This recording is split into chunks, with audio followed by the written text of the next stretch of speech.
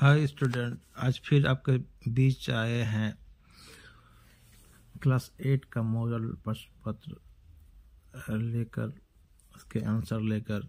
अब विषय है आज का साइंस।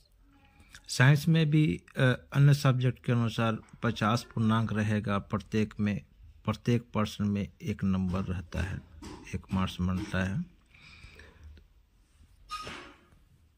चलिए आज का प्रश्न देखते हैं। प्रश्न संख्या 1 पहला है, सूक्ष्म जीव का निवास स्थान कहाँ रहता है? सूक्ष्म जीव का निवास स्थान कहाँ रहता है? तो ऑप्शन ए में है वायु में, पानी में, जीवित वस्तुओं पर, उपयुक्त सभी। तो सूक्ष्म जीव ऐसा जीव है जो हर जगह पाया जाता है। इसका सही उत्तर हो जाएगा उपयुक्त सभी हो जाएगा, यानी सूक्ष्म जीव हर स्थान पे जीवित रह सकता है। दूसरा क्वेश्चन है, निम्नलिखित में कौन सा रोग मच्छर से फैलता है? कौन सा रोग मच्छर से फैलता है? तो पोलियो, रिंगवर्म, हैजा, मलेरिया। तो ये हम जानते हैं कि मच्छर से फैलने वाला रोग का नाम है मलेरिया। इनमें से इसका आंसर हो जाएगा मलेरिया। अगला क्वेश्चन है, बायोडीजल के निर्माण में कौन सूक्ष्मजीव सहायक है? बायोडीजल के निर्माण में कौन सूक्ष्मजीव सहायक है? तो इसमें हो जाएगा, बायोडीजल तैयार करने के लिए हमें सहायक होता है शैवाल, यानी ब्लू ग्रीन अलगी, शैवाल जिसे कहते हैं। तो शैवाल यानी ऑप्शन सी सही है मेरा। अगला क्वेश्चन है, निम्न में से सबसे बड़ी कोशिकाएं हैं। ये क्वेश्चन है। ए में दिया है अमीबा, बी में शुतुरमुर्ग का अंडा, सी में माइकोप्लाज्मा, इनमें से कोई नहीं, डी में दिया है। तो इसका आंसर हो जाएगा बी, यानी शुतुरमुर्ग का अंडा एक सिंगल सेल जो होता है सबसे बड़ा होता है, सबसे बड़ी कोशिका कहलाता है। अगला प्रश्न है, कोशिका के किस भाग में गुणसूत्र उपस्थित होता है? कोशिका के किस भाग में गुणसूत्र उपस्थित होता है? तो इसका आंसर हो जाएगा केंद्रक में रहता है। कोशिका जो रहता है, कोशिका के केंद्रक में, ये जो कोशिका रहता है, कोशिका के केंद्रक में यहाँ पे क्या होता है, गुणसूत्र मिलता है, यानी क्रोमोसोम जिसको बोलते हैं, यहाँ मिलता है। तो अगला प्रश्न देखते हैं, किस धातु की भौतिक अवस्था द्रव्य रूप में होती है? बहुत अच्छा क्वेश्चन है ये, बहुत अच्छा प्रश्न है कि किस धातु की भौतिक अवस्था द्रव के रूप में होती है। तो यहाँ पे हो जाएगा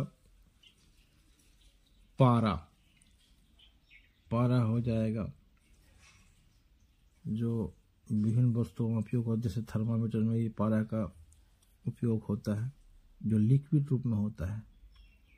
तो इसका सही उत्तर हो जाएगा पारा। अगला क्वेश्चन है, एक्सरे करने हेतु किस धातु का उपयोग किया जाता है? एक्सरे करने के लिए। तो ये भी बहुत महत्वपूर्ण क्वेश्चन है। तो इसका आंसर हो जाएगा, क्या हो जाएगा, लेड, यानी शीशा, लेड। एक्सरे करने के लिए हमें लेड धातु का उपयोग किया जाता है। अगला क्वेश्चन है, झारखंड के जादूगोड़ा में किस धातु की प्रचुरता माने अत्यधिक पाया जाता है? झारखंड के जादूगोड़ा किसके लिए प्रसिद्ध है या फेमस है? तो इसका आंसर हो जाएगा यूरेनियम। यहाँ प्रचुर मात्रा में यूरेनियम उपलब्ध है। झारखंड के जादूगोड़ा में, याद रखना। अगला क्वेश्चन है, धातु का वह गुण जिससे उन्हें पीटकर चादर बनाई जा सकती है, इसको क्या कहते हैं? धातु को पीटकर चादर बनाई जा सकती है, यानी पतला किया जा सकता है। वह कौन सा, उसका गुण को क्या कहते हैं? वह कौन सा गुण, वह गुण क्या कहलाता है? इसका आंसर हो जाएगा आधट वर्णिता। इसका हो जाएगा सी, आघात वर्धनीयता। इसको पीटकर पतला किया जा सकता है। अगला क्वेश्चन है, इनमें से उष्मा की सबसे कम चालक धातु कौन सी है? उष्मा की सबसे कम चालक धातु कौन सी है? तो यहाँ इसका आंसर हो जाएगा पारा। क्या हो जाएगा? पारा। अगला प्रश्न है, निम्नलिखित में कौन सा घोल विद्युत का कुचालक है? यानी उससे होकर विद्युत प्रवाहित नहीं हो सकती, यानी कुचालक है। तो इसका सही आंसर हो जाएगा आसुत जल, डिस्टिल वाटर। अगला प्रश्न है, किसी धातु का इच्छित धातु की परत निक्षेपित करने की प्रक्रिया को क्या कहते हैं? प्रश्न है, किसी वस्तु की इच्छित धातु की परत निक्षेपित करने की प्रक्रिया को क्या कहते हैं? तो ये इसको कहते हैं विद्युत लेपन। क्या कहते हैं? क्वेश्चन ऑप्शन नंबर 1 सही हो जाएगा मेरा, विद्युत लेपन। अगला क्वेश्चन है, निम्नलिखित में से किनमें आंतरिक जनन होता है? आंतरिक जनन मतलब इंटरनल रिप्रोडक्शन। तो यहाँ पे इसका सही उत्तर हो जाएगा मुर्गी, यानी मुर्गी में इंटरनल रिप्रोडक्शन होता है। अगला प्रश्न देखते हैं, हाइड्रा में जनन की विधि है।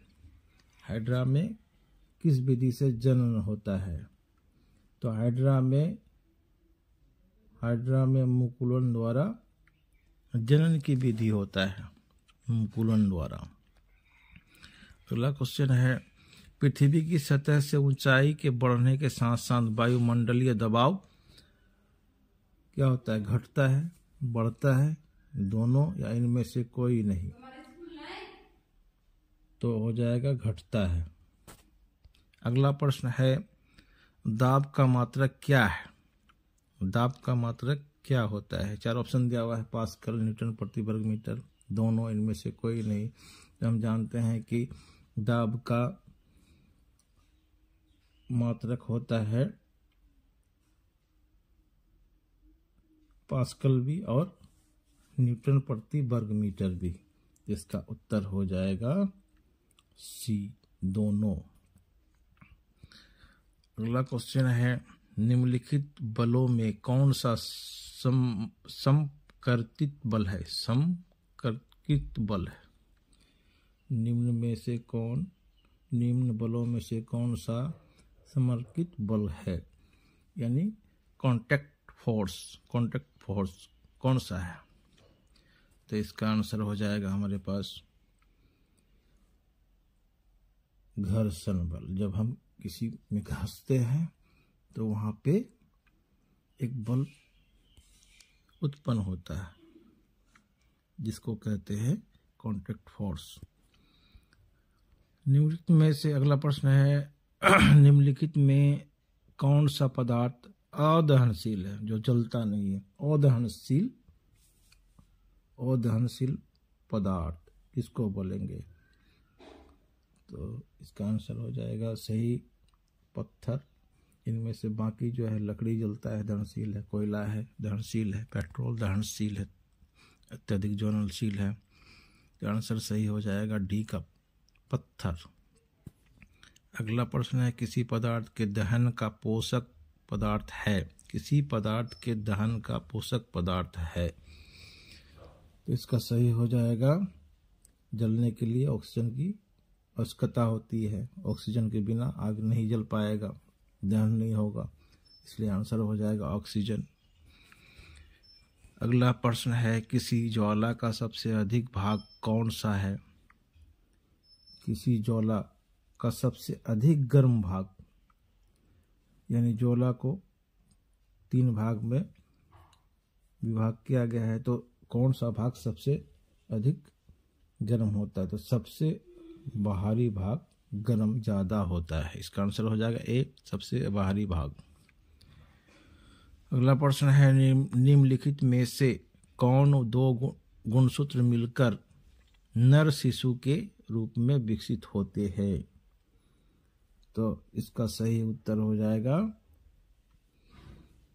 बी, यानी XY, जिससे नर शिशु के रूप में विकसित होता है।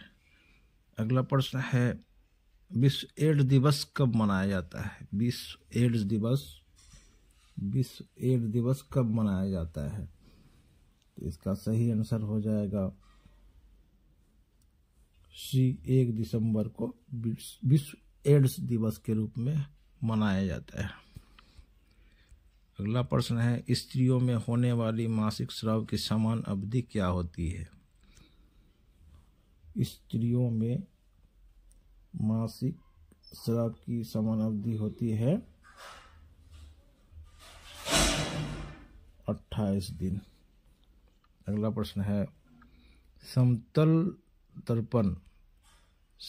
दर्पण से बना प्रतिबिंब होता है, कैसा होता है? आभासी होता है, वास्तविक होता है, धुंधला होता है, या इनमें से कोई नहीं होता है? तो इसका सही आंसर है आभासी होता है। समतल दर्पण पे प्रतिबिंब जो होता है आभासी होता है। और अगला प्रश्न है, वह यंत्र जो दृष्टि रेखा पर नहीं रहने वाले वस्तुओं को भी दिखा सकता है। प्रश्न एक बार पढ़ते हैं, वह यंत्र जो दृष्टि रेखा पर नहीं रहने वाले वस्तुओं को भी दिखा सकता है। तो ए नंबर ऑप्शन है पेरिस्कोप, बी में है विल्डोस्कोप, सी में है विक्षेपण और डी में है दूरबीन। तो हमारा सही उत्तर हो जाएगा पेरिस्कोप। तो बच्चों, ये हमारा वीडियो कैसा लगा? अगर अच्छा लगा तो सब्सक्राइब करना और हमारा हौसला बढ़ाना। मिलते हैं अगले वीडियो के साथ। धन्यवाद।